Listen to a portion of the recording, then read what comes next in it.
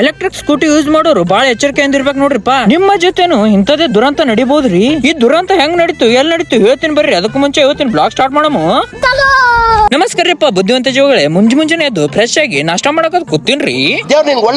ಪಾಯ್ಪ ಮಾಡ್ಕೊಂಡು ನಮ್ಮ ನಡೆ ಕ್ಲಾಸಿನ ಕಡೆ. ಬಸ್ಸಿನ ಆಗಮನ ಇವತ್ ನನ್ ಮರಿಗೆ ಏನಾಗೈತೆ ಏನ್ ಗೊತ್ತಿಲ್ರಿ. ಕರ್ಜುಂಟಿ ಕಡ್ದಂಗ ಆಗ್ಬಿಟ್ಟದ್ರಿ. ಬಸ್ಸಿನ ಸೀದಾ ಇಳಿದು ರಾಮ ಮಂದಿರಕ್ಕೆ ಬಂದಿವ್ರಿ.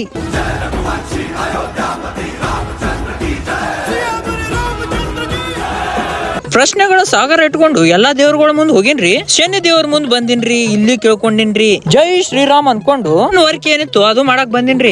ಮುಂಜಾನೆ ತಲೆನೋವು ಗುರುವೆ.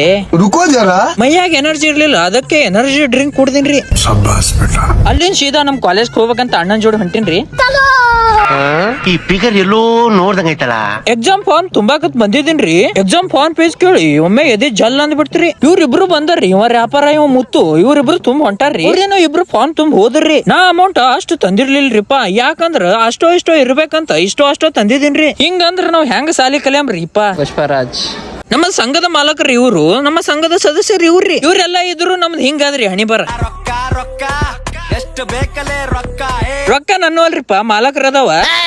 ಇನ್ನ ಎಲೆಕ್ಟ್ರಿಕ್ ಸ್ಕೂಟಿ ಹಣಿ ಬರ ಚಾರ್ಜಿಂಗ್ ಇಟ್ಟಾಕ್ರ ಸುಟ್ಟು ಬಿಟ್ಟ ನೋಡ್ರಿಪ್ಪ. ಇದು ಸಾಯಿ ಪಾರ್ಕ್ ರೋಡ್ ಹೈವೇ ಬಲ್ಲಿ ಸೀದಾ ವಿಡಿಯೋ ಮಾಡಕತ್ ಬಂದಿವಿ. ವಿಡಿಯೋ ಮಾಡ್ಕೊಂಡ್ ಹೊಂಟಿವ್ರಿ ವಾಪಸ್. ಅಮಾವಾಸ್ಯದಂದು ಎಡಿಟ್ ಮಾಡಕತ್ ಕೂತಿವ್ರಿ. ಬ್ಲಾಗ್ ಇಷ್ಟ ಆದ್ರ ಫಾಲೋ ಮಾಡ್ಕೋರಿ.